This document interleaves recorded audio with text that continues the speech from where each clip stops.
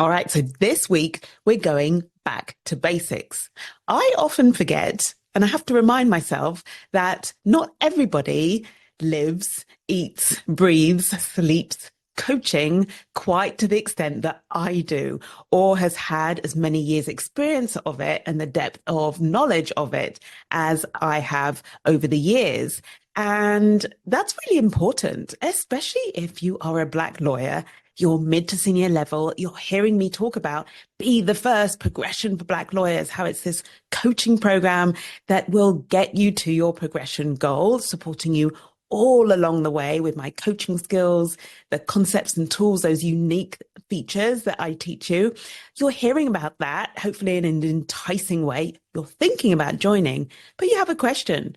Like, what would it be like? Like, what is coaching exactly? What am I signing up to? So I'm actually going to cover the answers to those questions in two parts. So in this episode, I'm going to focus on coaching. So you have that foundational, basic understanding of what that is and what I will be doing with you in the session. In the program. And then in the episode next week, which will be episode 53, I believe, I will be showing you a look, taking you inside Be the First to walk you through exactly what you get and how I get you to your progression goal. So you have absolute clarity. There's no confusion. There's no uncertainty. There's no doubt in your mind around whether this program works, whether coaching is a worthwhile investment for you. Because I am absolutely certain by the end of these two episodes, you're going to be as convinced of that as I am. And I hope be ready to reach out to me to talk about joining Be the First. Okay. So in this episode then, what is coaching? It's a simple question that I'm going to answer for you. And speaking of simple, I'm going to make my description or explanation of what it is the simplest possible. So coaching at its simplest. There are three components. I call it the coaching triad. It consists of number one, me asking you questions. Number two, you responding to those questions. And then number three, me listening to those questions. That's it. That's the coaching triad. The asking of questions, the response, and then the listening, those three elements. And all of that is for the purpose of getting you from point A to point B, which is from where you are now to where you want to be. In other words, to your progression goal. And that bit, the sort of transformation or the journey, right, that coaching takes you on is what I call the coaching context. So the context within which I ask you the questions, you respond to those questions, and I listen to your answers. So far, so good. Hopefully you can be rest assured now that there's nothing confusing about that. There's nothing vague about it. Being asked questions, having a response to them, and then have someone listen to the answers is very concrete, very tangible. Okay.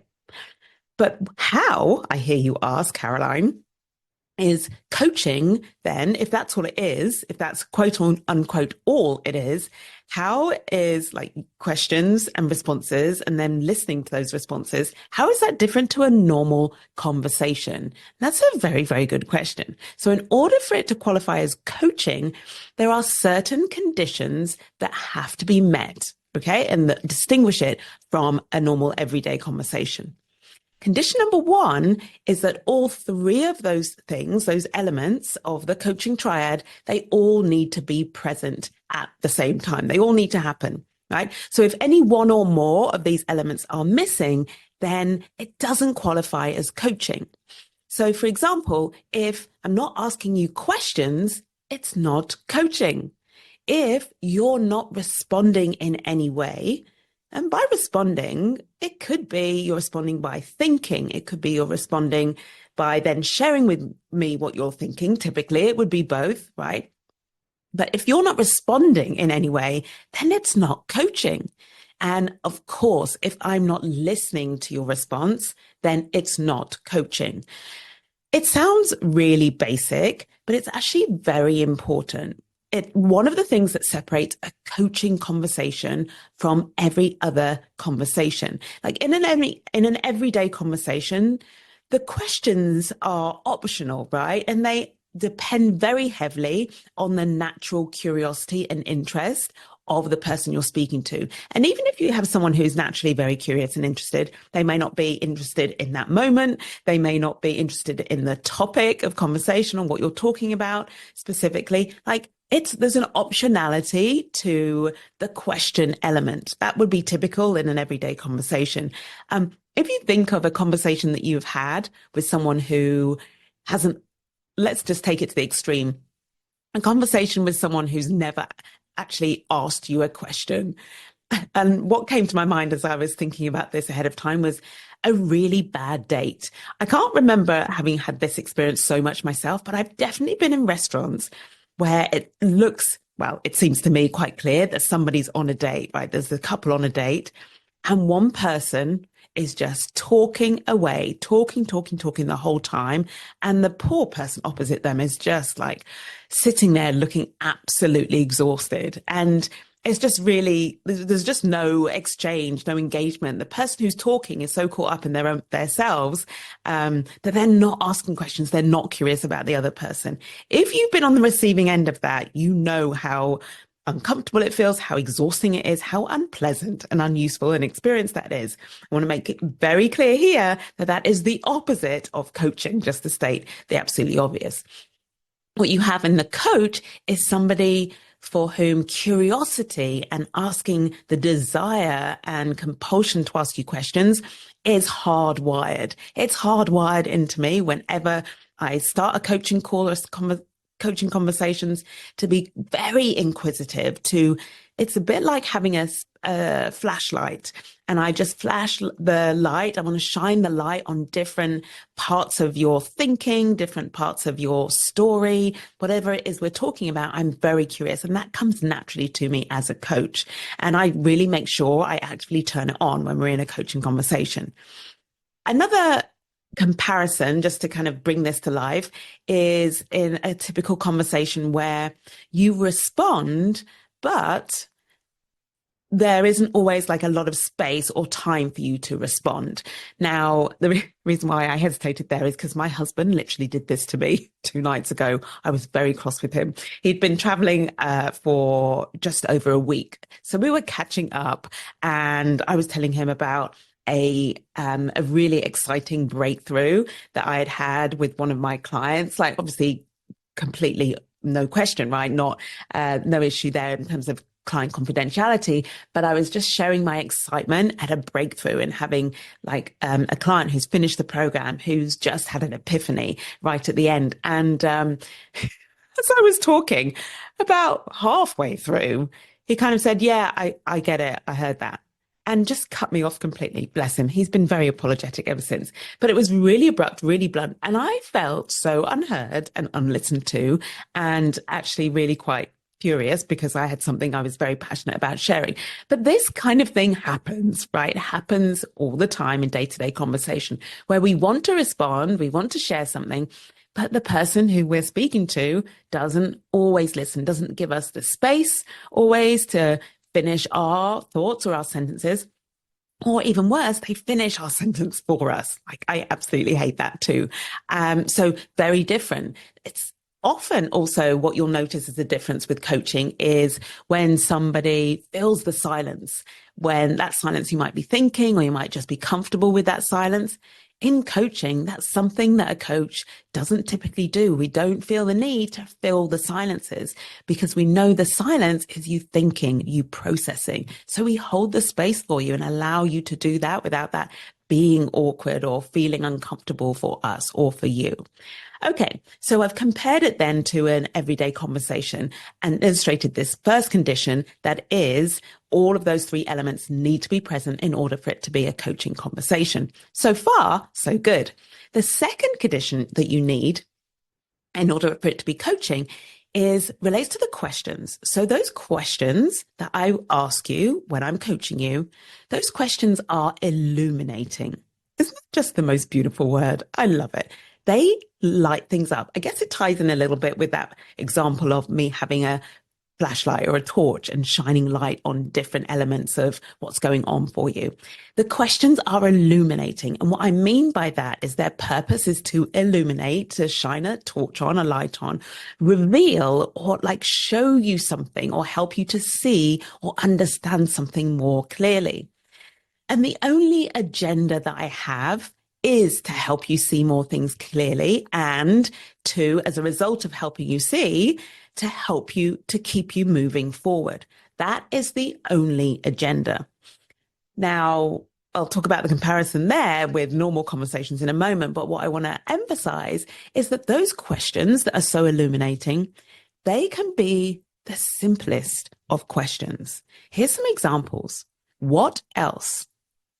That is an illuminating question. If you reeled off an answer to my question, and I sometimes do this when I'm coaching you, right? So when you join Be the First Progression for Black Lawyers and you're in the group and I'm coaching you directly, because remember, we coach as a group, we work together as a group. I coach you individually and the group like everyone learns from each other and being part of that coaching. So I might ask you a question, you reel off an answer or a list of things.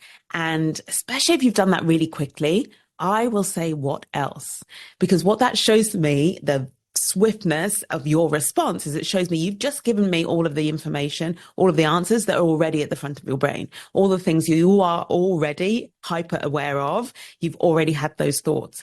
My job is to take you to a place where you haven't necessarily directed your brain, to take you to the things that you've maybe been overlooking or ignoring. So what else is a beautiful example of an illuminating question, because what it does is it like compels you to go looking further for more answers, for the answers you haven't thought about that weren't front of mind. Another example, really short, simple example, very powerful, very illuminating, is why. A simple why. Or why is that? Tell me why that is. Okay, love that. Other examples, how do you know? What are you assuming? How is this different? How is this the same? So you can hear that those questions aren't complex or there's nothing woo-woo about those questions, but the power that they have, it lies in their ability to illuminate something for you, to show you and reveal something to you, help you with your understanding. Super, super effective.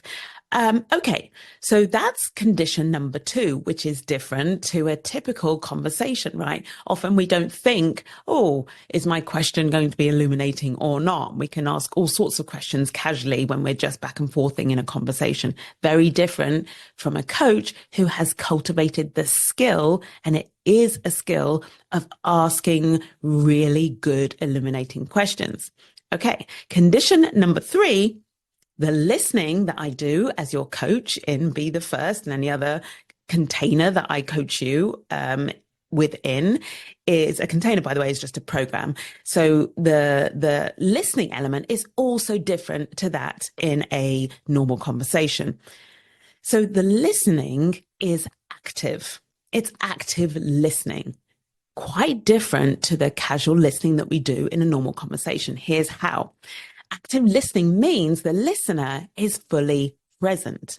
The best way I can describe that is when I'm coaching you, the volume on my own thoughts and what's going on in my brain is turned right down, and the speaker, like the speaker volume is, or the speaker dial is dialed right up. What that means is I don't hear or register things that are going on in my brain. There's a small caveat to that I'll come to. But what I do hear, and the only thing I hear, are your words and your thoughts, or your thoughts as you express them. I'm not reading your mind, I promise. Not quite there yet. But a lot of what you're saying does show me what is in your mind. So I'm kind of listening to your mind.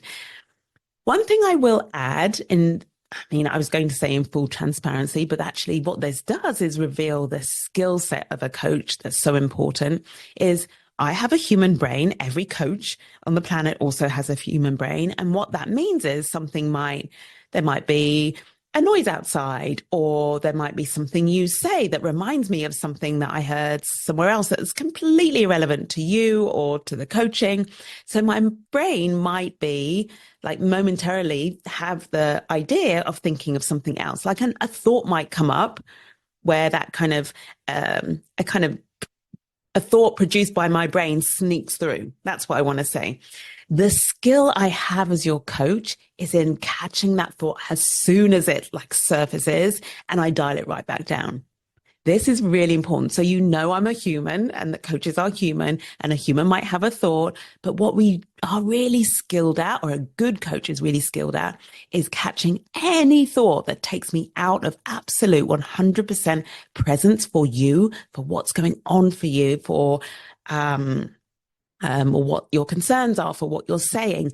Anything that takes me out of 100% presence for you, I can catch and I dial it down. It's a great example is that my kids are on a holiday right now and I work from home. I have a home office. If you're watching this on the video, this is my home office. And it may be that I hear a door slam, or I hear in the distant, like a raised voice or something. I'm so good at catching that that's a distraction and just, catching that that's a distraction. I just distracted myself then by hitting my microphone board, and dialing that down right away. So that's key, being fully present and having the skill of bringing myself back to presence if my brain gets distracted by something, an external event or noise.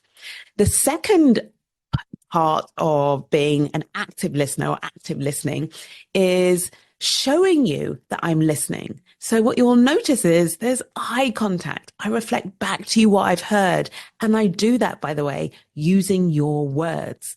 What I don't do, which can happen in a normal conversation, is put words into your mouth, right? I don't translate what I've heard unless there's a way of like, I want to show you what you said differently, in which case I will say, these are new words that I'm using. But the point is, you get constant feedback that I am present, that I am listening to you, that I am hearing you. And that's so important when you're sharing what's going on. And it's so important when you are responding to the conversation and you are thinking, you want to trust, don't you, that what you are saying is being heard. So yes, so that's an element, another part of the active listening. Another aspect of active listening is if there's something that you share that isn't clear to me, either because I didn't hear it properly, or perhaps you said it too quickly, or it was mumbled, or you said it quietly, or for whatever reason, I didn't hear it. Or if there's something and you're painting a picture for me and I haven't quite understood, maybe I haven't got all of the information. Sometimes we'll tell a story and we'll forget bits of information that we leave out. What I will then do as part of my active listening is I will ask you questions to clarify, to check that I have understood you correctly, or to get that missing, to get the information to fill in those kind of missing pieces. So active listening, strangely, also involves me asking you questions so that I can get all of the information that I need in order to coach you. Another aspect of active listening, you see, there's a lot to this active listening. It's very different than to just hearing what someone says. So another element, speaking of hearing, is, of course, I hear what is being said, what you are saying, the words you use, and what you are telling me, like verbally. However, there is also me hearing what is not being said. Like I hear what you're avoiding saying, what you're missing out. It's like hearing between the sounds. You know the expression reading between the lines? In other words, where you either through a combination of intuition or just connection and just listening really intently, you, as a coach, I was going to use the word divine, but that's going to sound really, really woo-woo.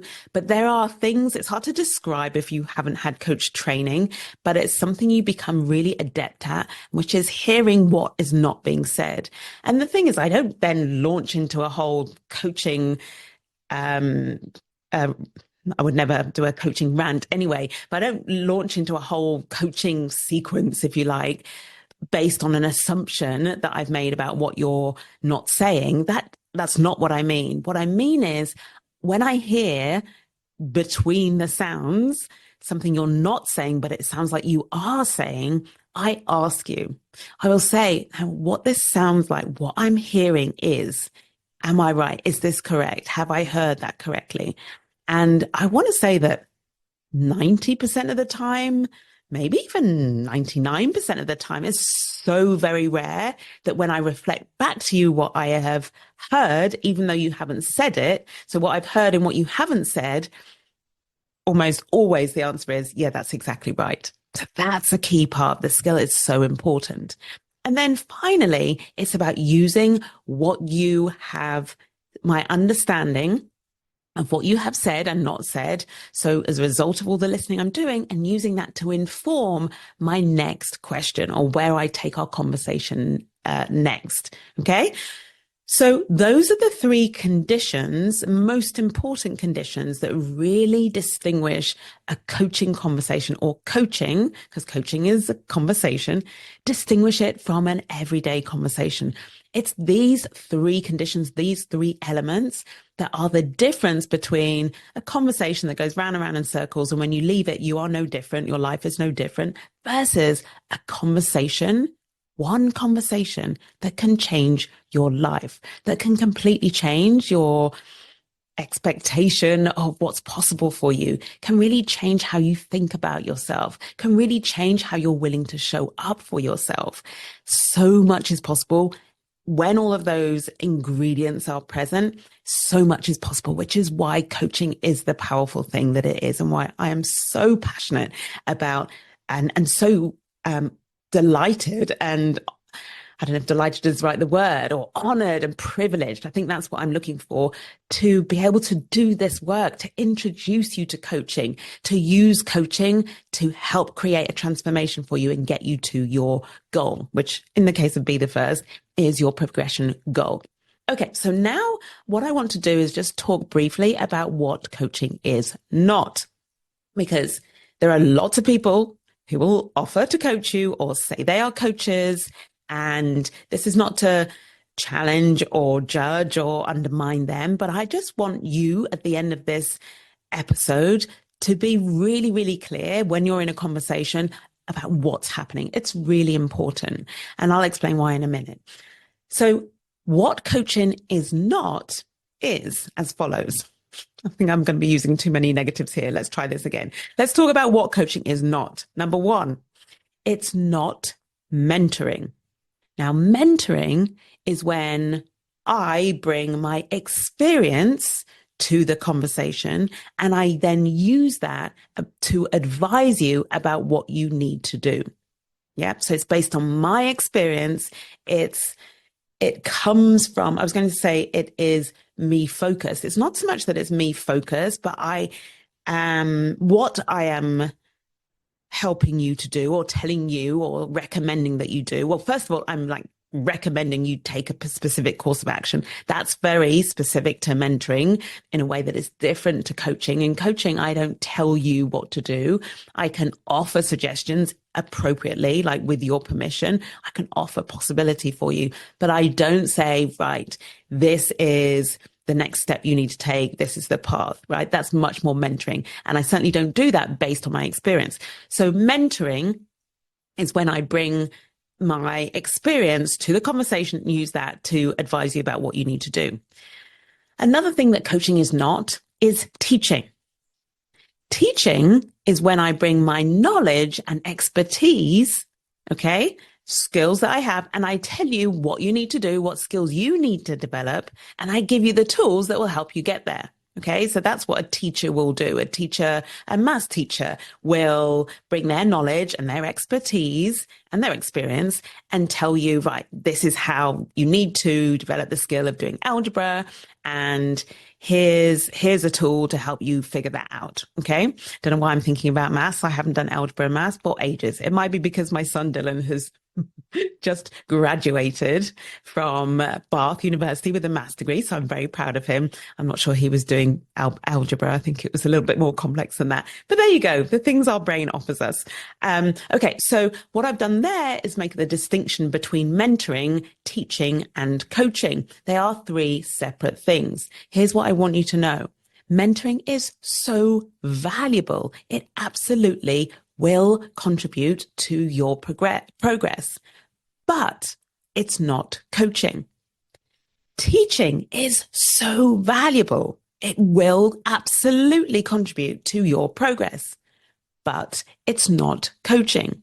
So both have so much value, so much to contribute, so much to bring you. But what they lack is this one thing that makes coaching such an essential feature. So such a necessary feature in any progression work that you do. I think this is the point, because what I hear a lot and I'm aware of is within law firms, within organizations, mentoring is hugely promoted. It's considered very important for helping people to progress, supporting them to fulfill their potential. And I 100% agree that it's very useful, very important. However, as you may have had this experience, you may have heard this as well. One thing that is becoming more and more clear is that on its own, mentoring is not enough. Okay. So this is why I'm really pressing on you the difference and the value of coaching is in one of the ways in which it offers you something that mentoring and teaching lack. And what that is ownership over your transformation, ownership over your progress. Now, here's how ownership over the transformation, over your progress is so valuable and is so necessary.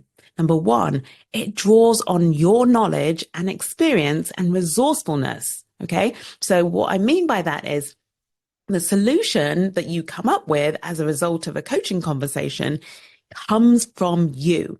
You know your life better than anybody else. However experienced I am as having been a lawyer myself, as having coached like thousands of hours worth of coaching Black lawyers, however experienced I am in doing that, I don't know your life as well as you do. The knowledge you have, the experience you have, resourcefulness you have are the best ingredients, the best raw materials, let's call it that, from which we can create like a way forward or a next step for you, or what the right approach or angle is for you to take that is going to move you forward.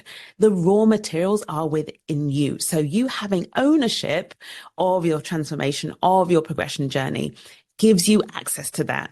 And what I mean by that is I'm always going to be asking you for the questions, helping you find the answers, with an emphasis on the fact that I do help you, I assist you, I use my coaching and my coaching skills, so the listening and the questioning, to help you find that answer. So I'm not passive in the conversation, but I draw the answers out of you rather than imposing my answers on you. So important, so critical for your buy-in to the solution, to the steps that you need to take next, which brings me to the second element of why ownership is so valuable. You have buy-in to what you're going to do next. So at the end of a coaching conversation, typically that will drive some action that you're going to take. If I just tell you what to do, right, when you leave this call, I want you to go and do X, Y, and Z, then you might say to me, yes, okay, sure. And you might feel enthusiastic on the call, but then as soon as you leave and you're out in the real world and you're just like, oh, actually, I don't really think that will work. I'm not really into that solution or that idea. Yeah, there's no buy-in. So one of the brilliant things about coaching is it helps you come up with the exact kind of shape and format that the next steps, your next actions will take. You design them. Even if I'm steering the direction, or I'm steering, bringing my knowledge and experience, I'm steering the direction of the ship, I want to say. I'm not sure how I'm going to get how this analogy is going to work. Even if I'm sort of steering the ship, you're just helping you to steer the ship. You're deciding where you're going. You're deciding at what speed you're going. You're deciding exactly what maneuvers you're going to do to get there. It's a strange analogy. It's just going to go with that. So it gives you buy-in to the solution. And when you have buy-in on the solution, you are so much more likely to take action. And that's what we need. There's no transformation unless something changes. And that change needs to be driven by you. The third reason why ownership is so valuable is it grows your brain. If I just come up with all the answers and solve things based on what I know, then my brain grows, but yours doesn't. Yours just stays the same. It just gets more information. If I ask you the questions that help you find your solution, find the answer. And by the way, if you get really stuck, I do offer you ideas. It's not like I leave you floundering, but my first point of call, my priority is to get you thinking differently, you producing and finding the answers, which I know are inside of you. And you perhaps don't know are inside of you, but me being patient and willing to help you find them helps reveal that to you. That, by the way, leads to number 4, the fourth bit of value of taking ownership, of the ownership that coaching gives you. And that is how much it builds your confidence. It builds your confidence to be the one to come up with the solution. It builds your confidence to be the one that can draw on their own knowledge and experience and resourcefulness to solve a problem or to find a way forward, a path through. It builds your confidence to be aware that your brain is growing as you're coming up with new ideas, new ways to solve problems. Yeah, it's so valuable. So what I want to offer is I guess what I would sum up as being the additional value. It's not the only value of coaching, but it's the missing pieces. If you only have mentoring or if you only have teaching or training, I should call it, that's probably more appropriate in your work context. What's missing is the personal development that you have when you are coached and the significantly increased likelihood of success. Okay, so that's given you a general overview of coaching. Well, an overview of coaching generally, that's what I'll say. Now let's talk about what all of this means for you, what your coaching experience will be when you join Be the First. Now, I'm going to start with what you won't get. What you won't get in Be the First is, in our coaching sessions, me doing all of the talking. What you won't get is me telling you what to do or even what not to do. Now, I, of course, share recommendations where this is appropriate. I ask for your permission to share the recommendation. I always make sure there's a clear distinction as we're going through and we're problem solving or coming up with ideas for what your next step is or how you might resolve a situation. I make sure there's a clear distinction between the ideas that you have generated and those that I have offered to you. And usually when I do offer those ideas, they are to get you started in moments or in relation to topics where you might be getting stuck, like stuck for coming up with solutions. So I do have solutions available to you that I offer where appropriate, but I don't lead with those. You are always leading the session. That's so important. Remember that ownership piece. Also, what you won't get from me in Be the First is me judging you or telling you you're wrong. This is really important. It means that whatever is going on for you, you can bring to the session. I create safety in my rooms. There's a structure for the coaching, how the group coaching takes place. That means you will always be able to say what's going on for you without fear of being judged or having me think anything negative or even positive about you. I am so neutral in that room. I mean, sometimes I'm not neutral because I'm really busy, like in my role as your champion, right? As the person who celebrates you. So that's not neutral. There's definitely a very clear, I bring certain emotions to the room when I'm celebrating you. But in terms of receiving what's going on for you, I am an open book, open to receive. So you feel safe about what's coming up for you and about sharing ideas. There are no bad ideas in this room. And then finally, what you won't get in Be the First when you're coaching with me is you won't get me doing the work for you. This is important to say. I can't do the work for you. I can't go into your office, go to your boss. I can't be there in your meetings and do the speaking up for you. I can't be the one that is brave for you in being more visible, for example. I can't be the one that chooses to let go of perfectionism and really focus on adding value. What I can do is coach you on where you're getting stuck or struggling to do those things. I can offer you the tools, and create tools, and I'll talk about this in a moment, create tools that will make it easier for you, and I will give you those tools. I can train you in the skill of speaking up or of networking, building relationships. I can train you in the skills. I can do all of this and I will do all of it, but I can't do it for you. So that's important. I want you to really feel and be aware of that, and also recognize the value of that when you think back to what I was saying about ownership and how much you grow as a result of being in my coaching container, being in Be the First. So those are things you won't get. Now let's talk about all of the things that you will get with me as your coach in Be the First. I listen deeply to you. What that means is you will always feel heard. You will feel understood. There is this beautiful expression in coaching called holding space. I love this.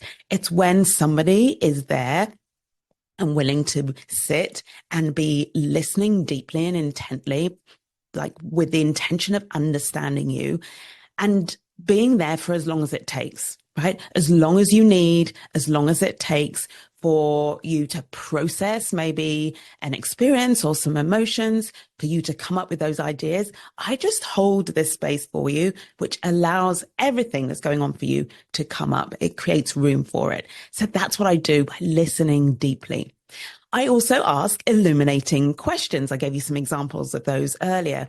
And as a result of that, you will find the answer within you. You will have access to all of these hidden resources that you forget about when you're in the thick of it, when you're busy doing your day job. Me asking illuminating questions is me shining the torch for you and you seeing.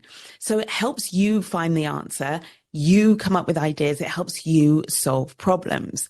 It's all in you already, right? I am just a facilitator, right? I help you to get it out of you. All of that genius, all of your ideas, all of your brilliance, all of your resourcefulness.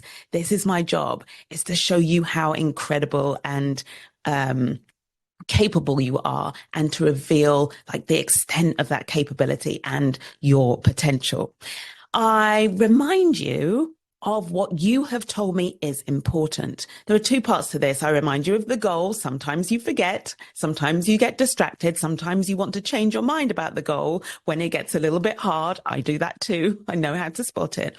But I remind you about the other things that are important. So if you, for example, are going for partnership and you want to go all in on that goal and that objective, but you also have a family, and you've told me right at the beginning that you don't want to neglect your family. You don't want it to be the expense of your family. I make sure I remind you of that. And I hold you to that. I also remind you of something you may not have told me is important to you, but I know is important, is just always going to be important. And the best example of that is your self-care, looking after yourself. I will never let, no one in my group is going to be pushing to achieve a progression goal and attain that goal at the expense of themselves, sacrificing themselves. So I won't let you do that, right? I keep you reminded of what's important. What that means is not just that you stay on track, but that when you get there, you don't find that you've got there and you've lost all of the things along the way that are important to you. I'm not going to like sugarcoat this, but there are so many examples of lawyers who achieve professional success and their personal life completely falls apart. They end up getting divorced or they're distanced from their kids. I'm not going to let that happen with you. It's too important. Those things are too important. Your career is supposed to be part of your life, to enhance your life. It's not supposed to replace all of the other things in your life. So I look after that, help you look after that in Be the First. I reflect back to you. So I reflect back to you what you've said, what I hear. And in doing so, what it means is you then can see things that you weren't seeing before, the things that were passing you by. I talked in last week's episode, 15 Reasons to Book a Consult with Me. I talked about one of the reasons for that being that there are things that you're not seeing, opportunities that you are quote unquote blind to because you're so busy over here, stuck in either a story or an experience. So not only do I help you see what you're not seeing in a consult, and by the way, if you haven't listened to that episode, I do want to recommend you listen to it. 15 reasons to book a consult with me. Go and listen to that. Make sure you do book a consult if you're a mid to senior level Black lawyer and you want to progress within the industry.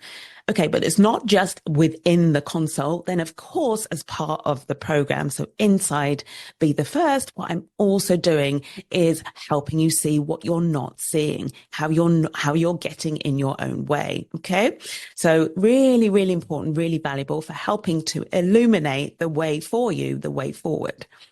I also, within Be the First, I show you your progress. It is amazing how much you progress in Be the First.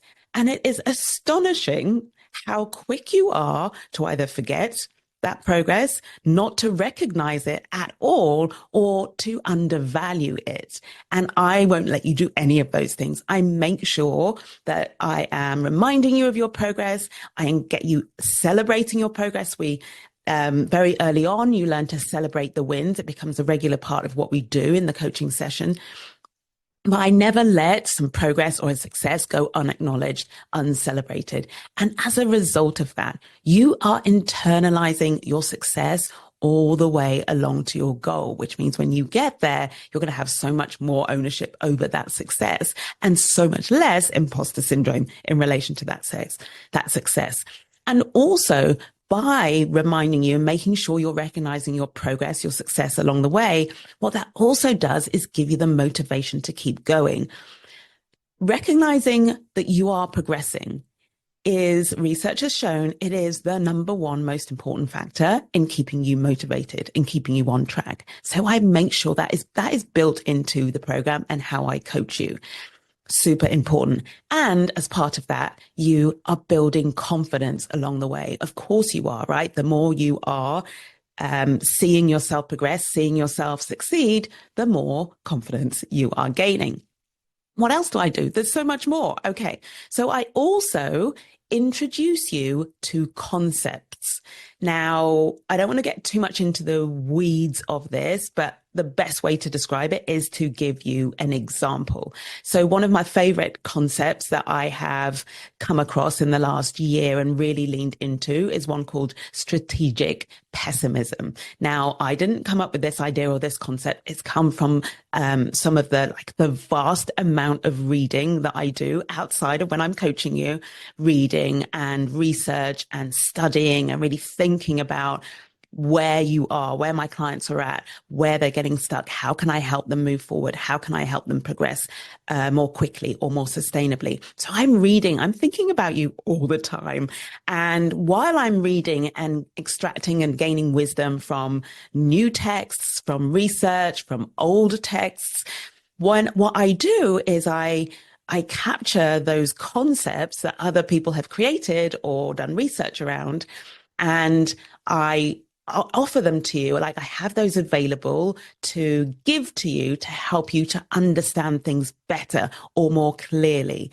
So the example of strategic pessimism is such a great one. It's a great way of me helping you to explain or adding value to your a process you might be going through to prepare for something. So if you're preparing for a presentation or an important meeting or conference, then you would do the normal preparation, and I would make sure, support you to be well prepared. And then I would introduce you to the concept of strategic pessimism, which is just this really fascinating, different way of approaching preparation for something big or important. It's an amazing concept. That is just one example of the many concepts I have in my brain that I have absorbed, I have learned. There's a whole library of that inside me that I have available and I offer to you at any given moment when the time is right, or when I can see that it's going to help you understand better or see more clearly.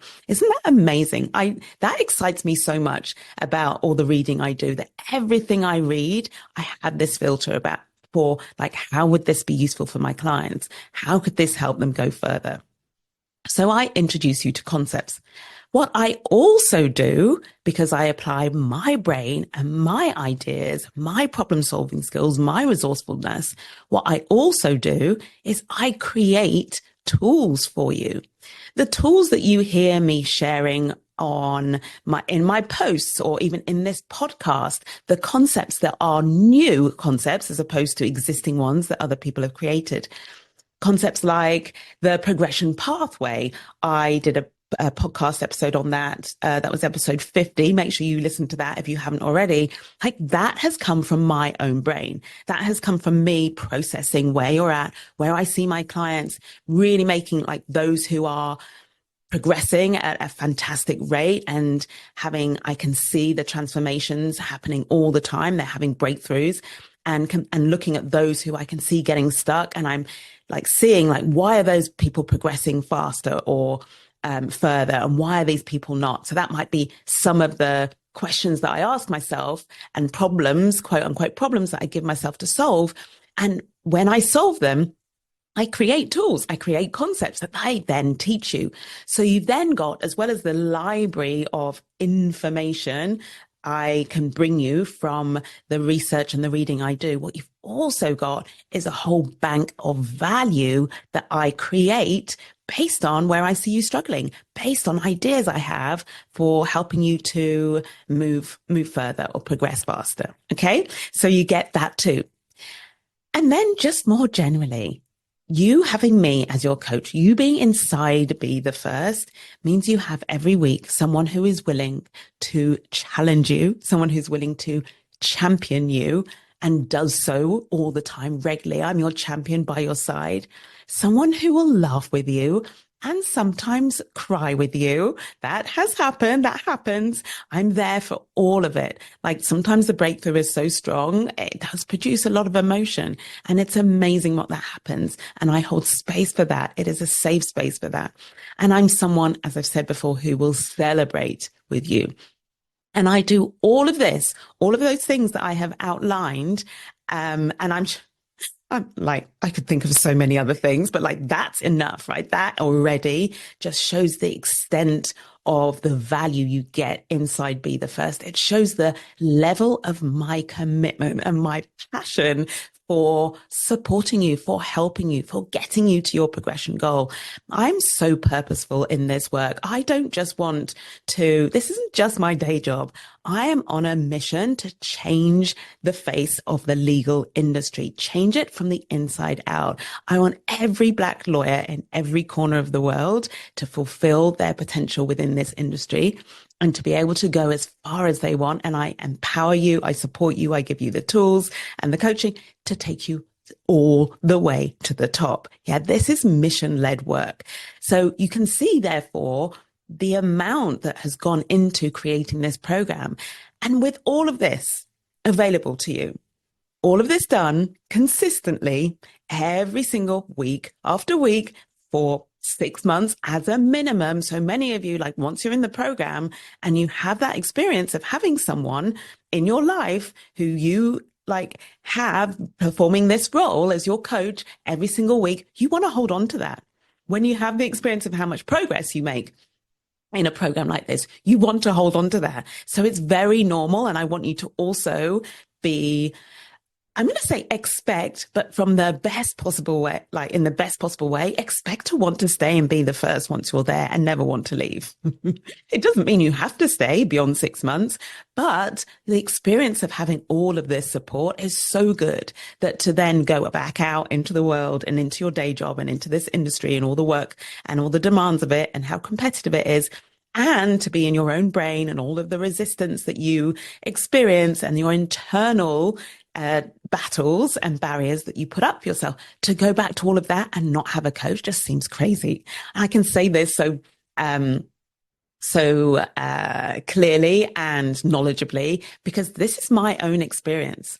Part of the reason why I am so certain of this, I can say it with such conviction, is because this is my experience of being in a fantastic coaching program. I am living the power of coaching all the time. I'm living in the transformation of what coaching can do. And so I experience it for myself. I'm creating it for you. And I know that when you experience it, when you join Be the First, you will feel all of this. So with all of this going on week after week, and you having the support for 6 months, the question isn't, will I progress? Does this work? The question is, how could I not progress? This is guaranteed to work. Look at all of the things that Caroline has created and all the experience that she is bringing and the passion and purpose behind what she is doing. Like, how can you not progress in this room? I'm sorry, but how could you not? Okay, fantastic. Thank you so much. That has been such a pleasure for me to go back to basics. I'm saying basics. It's not basic in terms of the level of transformation you get, but it's basics as like, these are the basic things you need to understand about coaching. You want to know about coaching and about what your coaching experience will be like within Be the First in order to be able to commit to the 6 months, to the weekly coaching, in order to be able to understand why that is something you would want to do, why that is something you don't want to go another week, another month without, why it's something you'd be willing to invest your own hard-earned money in because of the value that it will give you, because of the support you will have, and because of the results that will just keep producing for you month after month, year after year, because those results are lasting. Okay, that's enough from me this week. Next week, I'm really excited because we're going to be looking inside Be the First, not from a coaching perspective, but actually practically at the whole package. I talked earlier about mentoring and how mentoring is not coaching. I talked about the teaching or training and how those things are not coaching.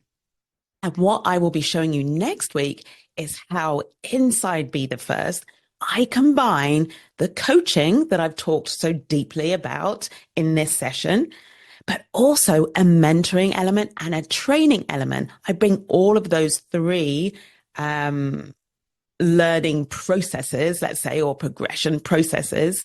Is that the right word? I bring all three of those elements together. You get all of those within Be the First. So you'll understand this is so much more than a coaching program, which even in and of itself, as you heard from this session, is so valuable. But you also get the kind of mentorship I give you and the trainings I give you. And I'm going to talk about that in the next session. So make sure you tune in. But for now, until then, have a beautiful week. And remember, keep progressing. I'll see you next time. So if you are a mid to senior level Black lawyer and you want to progress within this industry, this is the room you want to be in. Book a consult with me. If you're not sure of the reasons why you would want to do that, and this episode hasn't convinced you, go back and listen to episode 51, 15 reasons to book a consult. Let's talk about where you are in your career, even if you're not sure if you're ready, even if you don't have clarity over where you want to go. That's the whole point of the consult. I can help you figure that out. I know a lot of you are there going, well, I'm just not sure if I want to stay, if I should move somewhere else. Jump on a call with me. I can help you figure that out.